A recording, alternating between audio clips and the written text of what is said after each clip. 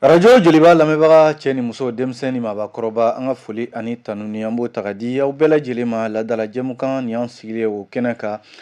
min ye Radio Joliba ka kunnafoni gafew lakali waati bi juma in na limanaw min bɛ bɛn février kalo tile 7 san 2025 aw ka ni jɛmukan min bɛ lase a balimakɛ Amadu Jalo fɛ don o don an b'aw fo dantɛ foli min na kumaso kɔnɔ yan min ye Bɔkari Tarawele ale bolo bɛ nɛgɛ karafe la ka taa se maa minnu bɛ k'an bila bɔlɔlɔ sanfɛla la n'o y'an ka page Facebook ye ani YouTube ye awa Augustin ani Lamine fo ka taa se Musa Hayidara ma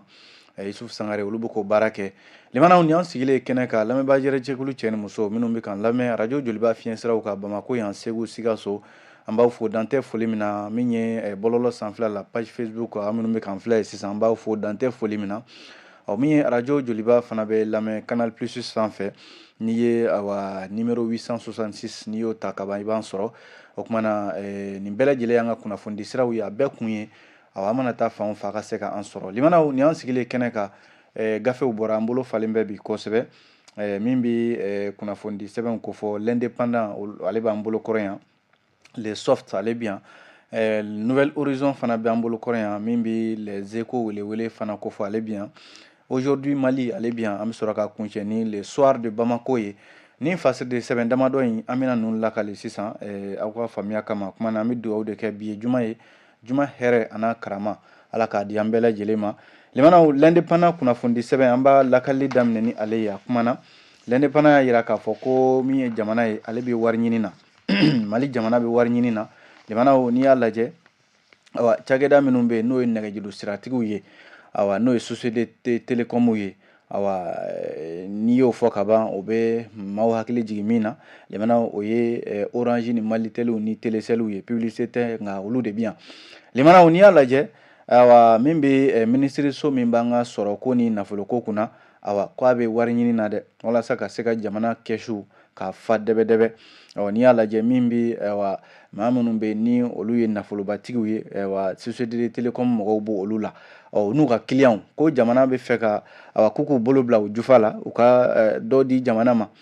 n'i y'a lajɛ l'indépendant ka kunnafoni la bi ko sale min n'o ye taxe ye taxe sur l'accès aux réseaux sociaux de télécommunication o min dayɛlɛlen bɛ ni sariya yɛrɛ don an ka jamana kɔnɔna la o ye sale ye jamana bɛ min minɛ nɛgɛjuru siratigi ninnu na yɔrɔ ko sale in tun bɛ 100 ni nɛgɛjuru siratigi ninnu mana nafolo min sɔrɔ i b'a sɔrɔ 5 de tun bɛ bɔ a la 5% jamana filɛ nin ye ka dɔ de fara o kan o 5% in kɛra 7% ye o b'a jira k'a fɔ 100 min ye nɛgɛjuru siratigiw ka sɔrɔ ye ko 7 o bɛ bɔ a la ka di jamana ma fasirikɛla n'o ye Yusuf Kamara ye a y'a jira k'a fɔ ko sariya damadɔ de tara conseil des ministres min kɛra araba tɛmɛnen in na o de senfɛ kunnafoniya dira ka jira k'a fɔ ko jamana bɛna fɛɛrɛ kuraw tigɛ walasa a bɛ se ka nafolo dɔ sɔrɔ min ye nɛgɛjuru siratigiw an'u ka client o la an bɛɛ b'o la e mana kɔni kɛ ko téléphone b'i bolo ko i bɛ téléphone ci walima i bɛ wari ci i bɛ se ka dɔɔnin bɔ a la k'o di jamana ma a jala k'a fɔ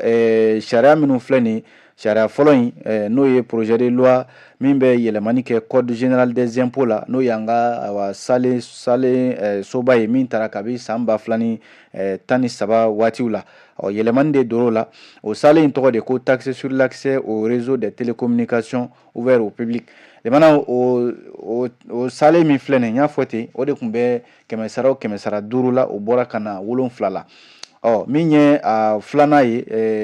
sariya filanan min talen filɛ nin o b'a jira k'a fɔ ko maa o maa bɛ yen ko i ye jamanaden k'i bolo bila i jufa la nin bɛna fɔ sale kɛrɛnkɛrɛnnen de n'o ye taxe spéciale ye ko k'a di jamana ma limanaw yɔrɔ UEMOA yɛrɛ jamanaw kɔnɔna la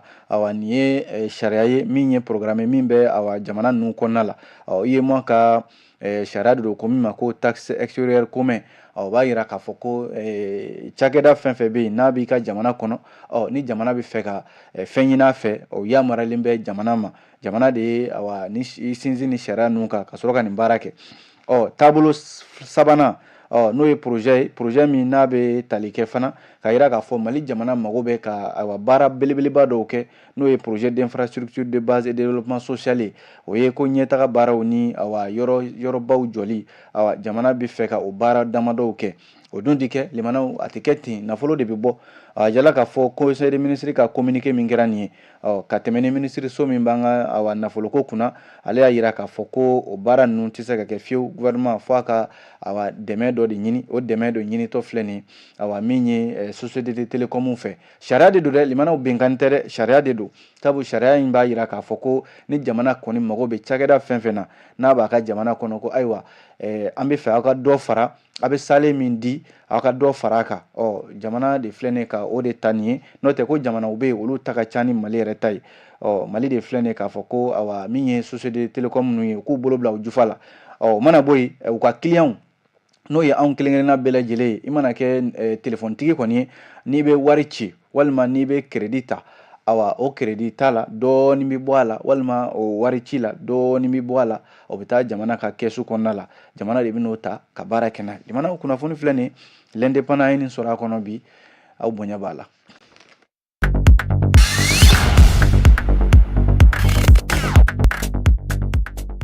Bɔra l'indépendant kɔnɔ fasiridi sɛbɛn min n'an b'o ta tɔgɔ ye ko le soft limanaw soft ye ɲininkali kɛ a ko yalima Ben le cerveau a bɛna bila de wa walima a ɲininkali kɔfɛ kiiritigɛla dɔ fɛ kununko alamisa n'i y'a lajɛ san 1 ani tila min ye Adama Jara dɔw k'a ma Ben le cerveau ale lamɛnna a ka koɲɛ kan juge dɔ fɛ kununko yɛrɛ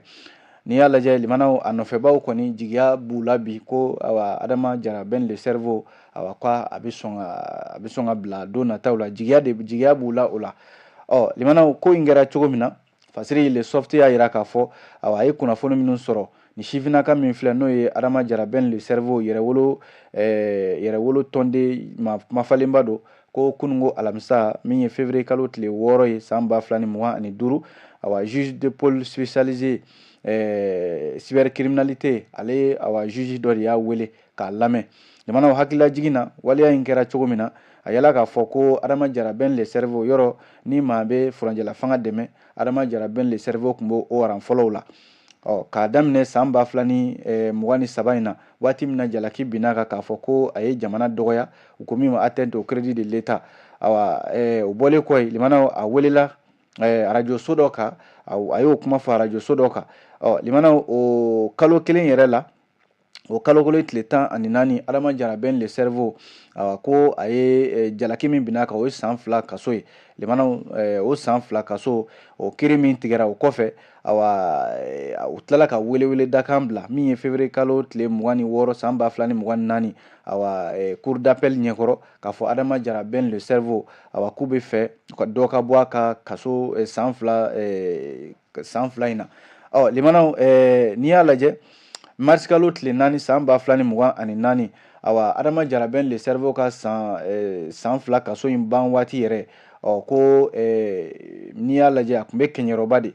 ko dɔw fana nana ka jalaki bin a kan o jalaki o kɛra san 2021 ka taa bila san 2022 la kunnafoni minnu sɔrɔla Adama Jara Ben le cerveau o kuma fɔra ko a ka kumakan dɔw mɛnna bɔlɔlɔ sanfɛla la o kumakan ninnu limanaw k'o ye bagabagali walew de ka ɲɛsin walima nɛniniw ka ɲɛsin jamana ɲɛmɔgɔw ma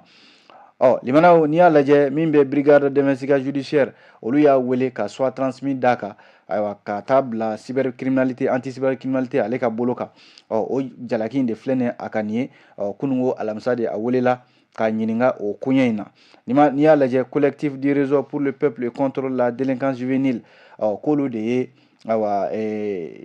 kumakan in k'a bɔ kɛnɛ ma a yirala k'a fɔ tiɲɛ yɛrɛ la Adama Jara Ben le cerveau ale de kumakan don kumakan minnu bɛ yen n'a a y'a ta ka ɲɛsin jamana ɲɛmɔgɔw ma o kɔfɛ u y'a bila mandat de dépôt la mars kalo la san 2024 kabi o don de fo ka n'a bila bi la limanaw Adama Jara Ben le cerveau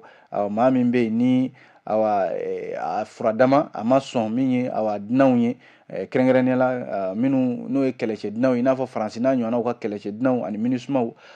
Adama Jara Ben le cerveau de kɛra o kɛlɛba ye kosɛbɛ k'u kana to Mali la u ka bɔ ka taa u ka jamanaw kan kununko alamisa février kalo tile 6 ko a tun bɛ kɛɲɛrɔba kaso la u y'a bɔ ka na n'a ye juge dɔ ɲɛkɔrɔ n'o ye pôle anti cybercriminalité juge dɔ ye k'a ɲininka nin koɲɛ in na n'o ye a ye bagabali wale ni nɛni min tɔ ka ɲɛsin jamana ɲɛmɔgɔw ma min kɛra kunnafoni sira dɔ fɛ limanaw Soft y'a yira k'a fɔ ale ye kunnafoni minnu kɔni sɔrɔ ko nin y'a siɲɛ fɔlɔ yɛrɛ ye Adama Jara Ben le Cerveau ka wele k'a ɲininka nin koɲɛ in na ko mana kɛ cogo cogo police judiciaire spécialisée lutte contre anti-cybercriminalité Adama Jara Ben le Cerveau nɔfɛbaa minnu tun bɛ a ko kɛnɛ ka ye caman y'a yira k'a fɔ ko u jigi bɛ jamana sariya kan Adama Jara Ben le Cerveau min ni Rusiw dɛmɛbaa don a bɛ olu ka ko la kosɛbɛ ko u bɛ ka laɲini yɛrɛ kɛ a ka bila liberté provisoire la ko mana kɛ cogo cogo a nɔfɛbaw a n'a senkɔrɔma dondobaw olu kɔni bɛ ka jamana ɲɛmɔgɔw de deli bi a ka se ka bila u kɔni ko jigiya bɛ a ko la kunnafoni de ye nin limanaw an ye nin bɔ le soft kɔnɔ bi aw bonya b'a la.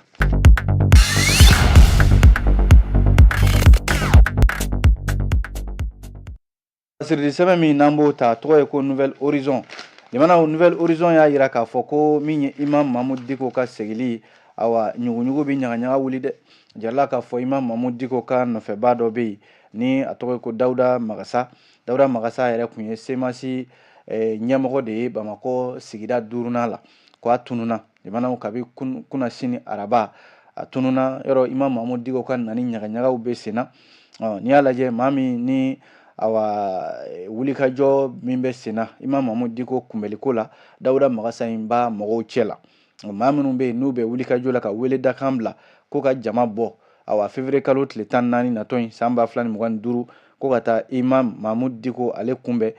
commission min sigira a ko la n'o ye jɛrɛjɛkulu ye Dawuda Magasa ale bɛ o mɔgɔw cɛ la jamana ko nka Dawuda Magasa ko a ye bagabali walew sɔrɔ ka bɔ maa dɔw yɔrɔ ko kabi ntɛnɛn tɛmɛnen février kalo tile 3 san 2025 ko u bɛ ka bagabali walew ta ka ɲɛsin a ma ko fagali kumaw yɛrɛ b'a ko la u b'a yira k'a fɔ Imam Mahmud Dicko ka segili ɲuguɲugu bɛ na ni ɲagaɲaga ye jamanaw min ye a nɔfɛbaa min n'o y'a ka kunnafonidila ye yɔrɔ o balila ka taama ka bɔ jamana kɔnɔ n'o ye Amadu Dunga ye conseiller à la communication de l'Imam Mahmud Dicko o kɔfɛ ko a nɔfɛbaa min n'o ye Dawuda Magasa ye o fana ka tununi ko kuma filɛ nin ye kana fɔ nin ye Nouvelle Horizon y'a yira k'a fɔ ko a nɔfɛbaa minnu bɛ yen n'o y'a somɔgɔw ye ko k'u jɔrɔlen bɛ k'u bɛ diɲɛma ladɔnniya ani malidenw k'a fɔ ko Imam Mahmud Dicko ka nani ko la ko min ye u balima in ye n'o ye Dawuda Magasa ye ko a ye bagabali walew sɔrɔ ka bɔ nɛgɛjuru cikan dɔw yɔrɔ dɔw ye téléphone de ci a ma k'a fɔ a ɲɛna ko fagaliko kumaw yɛrɛ b'a kuma la ko a ma tɛmɛ tile 3 kan Dawuda Magasa ko a tununna pelenkɛtew maa t'a dɔn a taara yɔrɔ min na cɛw fɛ minnu ma lakodɔn fana ko nin wale min filɛ nin a nɔfɛbaw ye bataki min kɛ o y'a yira k'a fɔ k'u bɛ wele bila jamana faamaw ma u ka na sɔn fiyewu ni ɲɔgɔnna waleyaw ka sɔn u ka kɛ Mali kɔnɔna la yan sanko ka ɲɛsin mɔgɔ ma maa min bɛ yen ni a ma fɛn kɛ maa na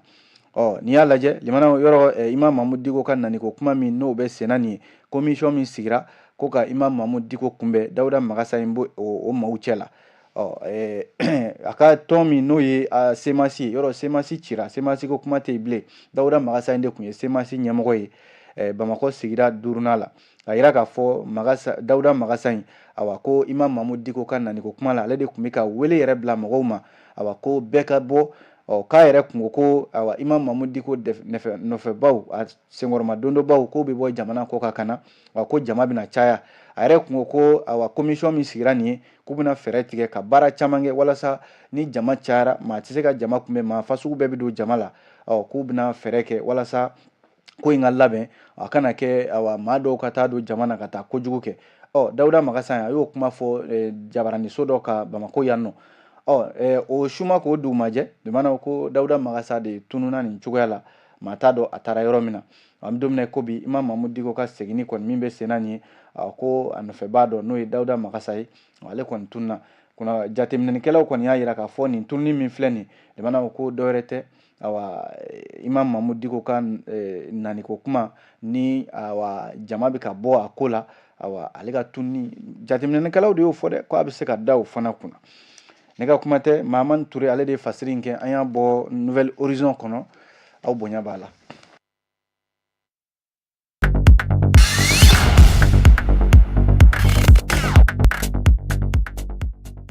limana n'an bɔra ye fasirili sɛbɛn min n'an ko ma les échos a kumana Mali jamana kuntigi kɔrɔ Alpha Umar Konare k'a ye taama kɛ ka taa Togo limana Togokaw fɛ yen Alpha Umar Konare k'a yera yen nɔ awa jamana kuntigi kɔrɔ caman fana tun bɛ yen nɔ min bɛ awa Togo jamana ɲɛmɔgɔ n'o ye Faure Gnassingbé n'o ye Yadema général Gnassingbé Yadema o den don ale de bɛ fanga la bi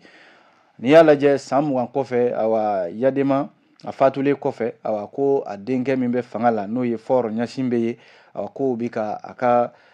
tasibila san 20 k'o ta ka ɲɛsin a ma o de la wele bilala jamana kuntigi kɔrɔ caman ma an yɛrɛ ka jamana kuntigi kɔrɔ Alpha Umar Konare ale yera kɛnɛ kan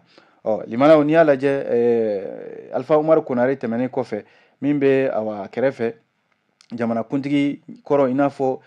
Gukuni Uedeyi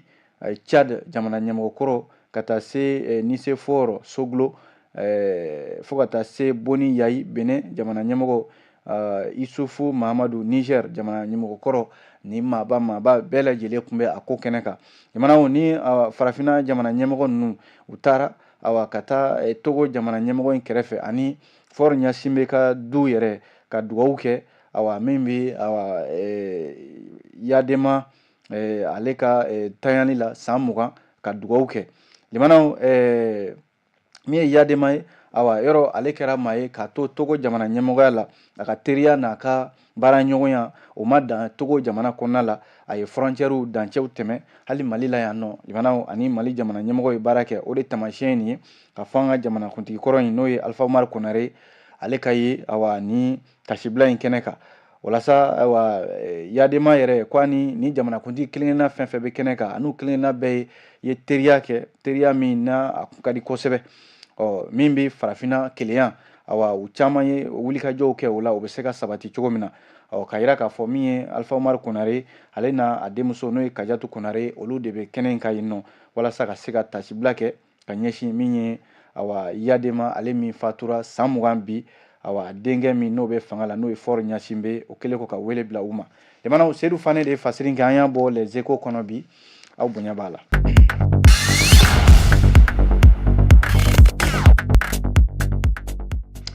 N'an bɔra ye limanaw fasirili sɛbɛn min n'an k'a ma ko aujourd'hui Mali ale kumana awa min bɛ Madame Touré Lɔbɔ Tarawele n'o ye Ala ma hinɛna Amadu Tumani Touré furumuso awa ko dɔw bɛ ka taa a tɔgɔ ta ka tɔgɔ da u yɛrɛ la k'olu ye Amadu Tumani Touré furumuso ye bɔlɔlɔ sanfɛ yɔrɔ nin bɔlɔlɔ ko tile in na compte kolonw caman de bɛ yen minnu bɛ dilan maaw tɔgɔ la o compte kolon ninnu de bɛ taa ka taa wari ɲini maaw fɛ walasa Fondation pour l'enfance ATT awa k'a ye kangarida kɛ dɛ kangarida min n'a bɛ ɲɛsin maa minnu bɛ nin baara la ka tila ka wele bila cybercriminalité ma minnu bɛ yen n'u bɛ bɔlɔlɔ sanfɛ n'o ye cybercriminels ye awa n'u tɛ tamakiya fiyewu awa ka maaw tɔgɔ ta k'a da u yɛrɛ la k'a sɔrɔ n'u tigiw tɔgɔ ka jan awa ka sɔrɔ ka taa don maaw n'u hakili cɛ walima ka wari ɲini maaw la limana o de kɛtɔ ye nin ye dɛ a jala k'a fɔ ko bɔlɔlɔ sanfɛ réseaux sociaux min ye première dame kɔrɔ ye n'o ye awa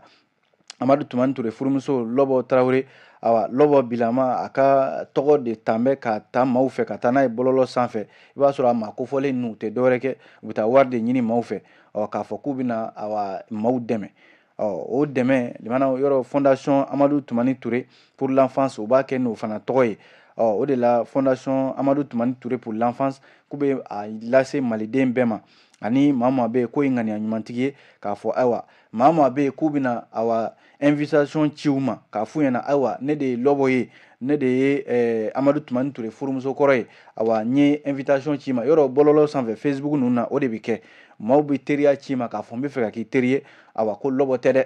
mɔgɔw de kɛn bɛ ka taa Lɔbɔ tɔgɔ ta k'a da u yɛrɛ la awa ka bɔlɔlɔ kana na k'a fɔ ko Lɔbɔ don Lɔbɔ yɛrɛ tɛ réseaux sociaux kanamɔgɔ ye maa yɛrɛ don min tɛ Facebook yɛrɛ kan maa yɛrɛ don min tɛ nin bɔlɔlɔ ninnu sanfɛ i t'a ye o sanfɛ n'o taara k'o bɛ taa invitation ci ma yɔrɔ o tɛ o ye arnaqueur de ye an bɛ don min na ko bi nin welewele dakan in de filɛ nin ye ka bɔ ka ɲɛsin awa maliyɛnw ma ni maa maa ye invitation ci ma ko Lɔbɔ don Lɔbɔ tɛ dɛ wa ni maa maa taara k'a bɛ dɛmɛ ɲini k'a bɛ dɛmɛ kɛ maa ye awa a tigi n'i bɛ se k'a kofɔ cogo min na a kofɔ sabu cybercriminalité sariya bɛ an ka jamana kɔnɔ yan min bɛ réseaux sociaux ninnu k'a larawe bi in na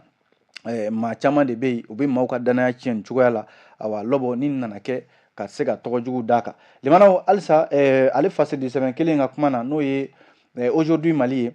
ATT awa kuma jibi da ATT ka waleɲumanw sɛnɛ kan hali n'a sɔrɔla a ti yan bi Amadu Tumani Ture ka fanga waati limanaw a ye fɛn min kɛ ani malidenw ni ɲɔgɔn cɛ awa n'o sera ka Amadu Tumani Ture yɛrɛ kɛ jamanakuntigi mandi ye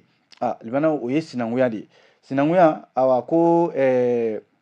ɲɛnajɛba dɔ bɛna kɛ n'o ye kɔtɛba documentaire ye a bɛna dilan a gafelama don Ali Ifran Ndiaye ale de bɛna baara in kɛ ko Amadu Tumani Ture sɔɔni u bɛna baara dɔ k'a tɔgɔ la n'u k'a ma ko ATT i ni sinankuya limanaw ni baara min bɛna sigi sen kan seko ni dɔnko la bulonba kɔnɔna la ko Amadu Tumani Ture ka fatuli san damadɔ ko ɲinɛ man ka k'a ka kɛwalew kɔ kɔtɛba documentaire min filɛ n'a bɛna dilan a bɛna taa ni ka segin kɛ Amadu Tumani Ture jaw kan a n'a ka wale minnu kɛra k'a to jamanakuntigiya la sinankuya baara min limanaw ni Amadu Tumani Ture ATT y'o kɛ ani malidenw ni ɲɔgɔn cɛ politiki la a ma kɛ gasi ye fo a ye malidenw nisɔndiya k'a to a ka fanga la yɔrɔ Mali la yan limanaw an ye fɛn min dɔn san 1991 ka n'a bila san 2020 na o ye démocratie ko bɛɛ yan limanaw dɔw ko bɛɛjɛ fanga ni bɛɛjɛ fanga in hali n'a sɔrɔla a nana nka a ma maaw bali ka kari ɲɔgɔn na a ma maaw bali ka ayiwa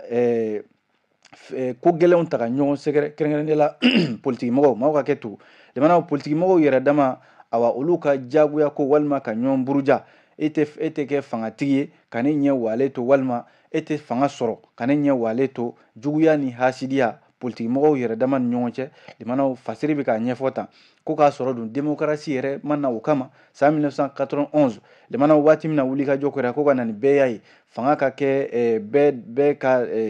kuma k'a fɔ bɛɛ ka daka don fanga la malidenw de y'o ɲini nka kan'a kɛ yɛrɛ n'i y'a ye hali démocratie ma se ka awa san sɔrɔ kumaya la bibi na ko politiki mɔgɔw de y'a démocratie ko in olu de y'a laɲini nka olu politiki mɔgɔ kelenw de ye démocratie ko in k'a turu a kun kan limanaw hali kuni ju foyi t'a la bi olu politiki mɔgɔw ka fanga ɲini u ye jamanadenw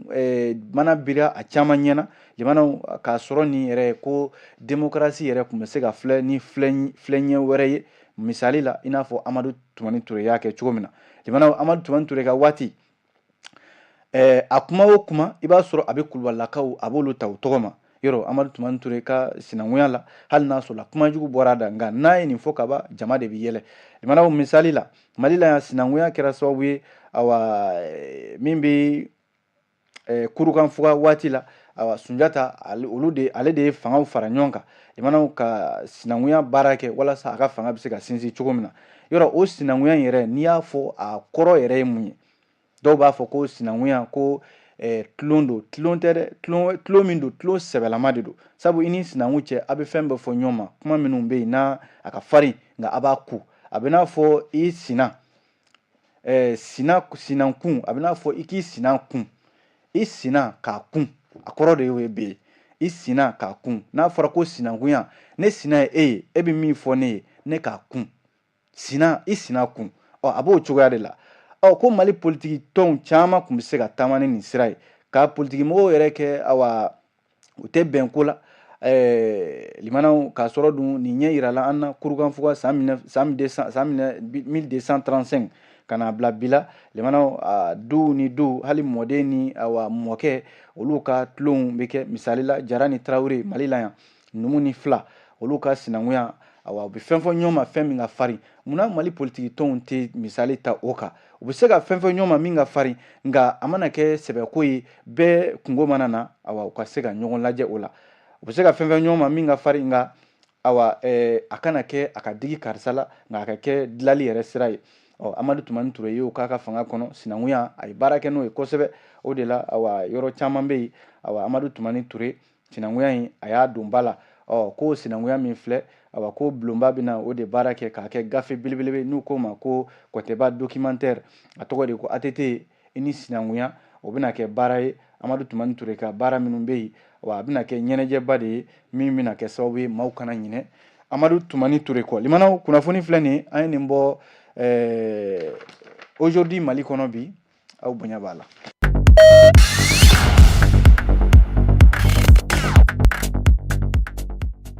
n'an bɔra ye limanaw fasirili sɛbɛn min n'an b'a kuncɛ n'o ye a tɔgɔ ye ko le soir de Bamako. Awa an ka dɔnkilidala denmisɛnnin min bɛ yen n'o ye Sidiki Jabate. Awa Sidiki ko a bɛna taa Mali kunkɔrɔta, ɲininkali kelen bɛ n'a sɔrɔla Mali jɔnjɔba Sidiki bɛna se ka kɔrɔta wa. Awa dɔnkilidala denmisɛnnin min filɛ n'o ye Sidiki Jabate ko a bɛna taa awa Faransi faba Paris ka ɲɛnajɛkɛyɔrɔba dɔ bɛ yen, k'a ma ko Paris la Défense Arena, sibiri sinikɛnɛ sibiri yɛrɛ kɛ février kalo tile 8. lemanaw nin y'a siɲɛ fɔlɔ ye Sidiki Jabate ka dɔnkilida kɔnɔna la a ka i kɔ da awa Paris la Défense Arena kɔ a la. Ko sibiri natɔ in na février kalo tile 8 awa nin bɛna kɛ wulikajɔba de ye Sidiki bolo ka se ka Mali kunkɔrɔta Faransi jamana kan. Bɛɛ dun b'a dɔn k'a fɔ nin jamana in ni Mali bilama awa kɛn bɛ patikolonbajɛ ye. Ni Sidiki y'a ka minɛnw cɛ k'a bɛ taa o ɲɛnajɛkɛyɔrɔ belebele min yɛrɛ ni a ɲɔgɔn ka dɔgɔn diɲɛ ɲɛnajɛkɛyɔrɔw la, sabu awa min ye Ala ma hinɛna Tumani Jabate denkɛ in ye Sidiki Jabate. Awa a bɛna sen da a fa sen da nɔ na, hali n'a sɔrɔla a fa ma taa nin yɔrɔ in na, nka Sidiki ale bɛ fɛ ka fɛn kɛ fa yɛrɛ ma min kɛ. limanaw ɲininkali min bɛ kɛ o de ye k'a fɔ Défense Arena yɔrɔ belebele don, limanaw maa hakɛ min bɛ don a kɔnɔ o de ka ca kosɛbɛ, a bɛ se maa 80,000 ma, maa 40,000 sa kɛ o de bɛ don a kɔnɔna la. limanaw a filɛ nin ye Faransi yɔrɔ min bɛ n'u k'a ma ko Nanterre Arche de la Défense, a filɛ o yɔrɔ de la Faransi n k'a fɔ Paris n'o ye faba ye a kɛrɛfɛla la ye. limanaw o de la ko Défense Arena awa min bɛ Rolling Stone ale kun ye nin yɔrɔ in ta awa san 2017 awa octobre kalo tile 19 la. limanaw Défense Arena maa wɛrɛ minnu bɛ yen n'olu tɛmɛn'a fɛ o ye Olympique o ye awa maa i n'a fɔ Fali Ipupa n'a ɲɔgɔnnaw. awa ale fana kɛra maa ye maa min farafinna yɛrɛ dɔnkilidala tɛ yen min sera ka Défense Arena kɛ dɛbɛdɛbɛ. Fali Ipupa kɛra o maa ye. Youssou Ndour yɛrɛ a waati la ale ye foli kɛ ka ɲɛsin awa min ye Fali Ipupa ma n'o ye Kongokaw ka nin dɔnkilidala in ye. limanaw Accor Arena tɛmɛnen kɔfɛ ani awa min bɛ Pierre Morey Lille o bɛɛ lajɛlen tɛmɛnen kɔfɛ Sidiki awa k'a bɛ nin kɔ da ni nin ɲɛnajɛkɛyɔrɔba in na. Yɔrɔ n'i ye nazaraw ka awa jamanaw lajɛ yɔrɔ minnu bɛ yen n'olu ka bon kosɛbɛ i n'a fɔ Olympique o bɛ Moscou maa 35 de bɛ don yen. o mana bɔ yen min ye Accor Arena o fana bɛ Faransi Palais des Sports de Paris Bercy bɔlen kɔ yen min ye maa 20,000 o bɛ don o kɔnɔna la. limanaw ka taa se Pierre Morey o filɛ nin Lille maa 25,000 yɔrɔ min bɛ yen n'a bɛ se k'a fɔ a ka bon kosɛbɛ limanaw o ye Accor Défense Arena ye. Ko Accor Arena yɔrɔ Sidiki a y'o ta san 2023 ani san 2022 Zénith de la Viette a y'o fana ta.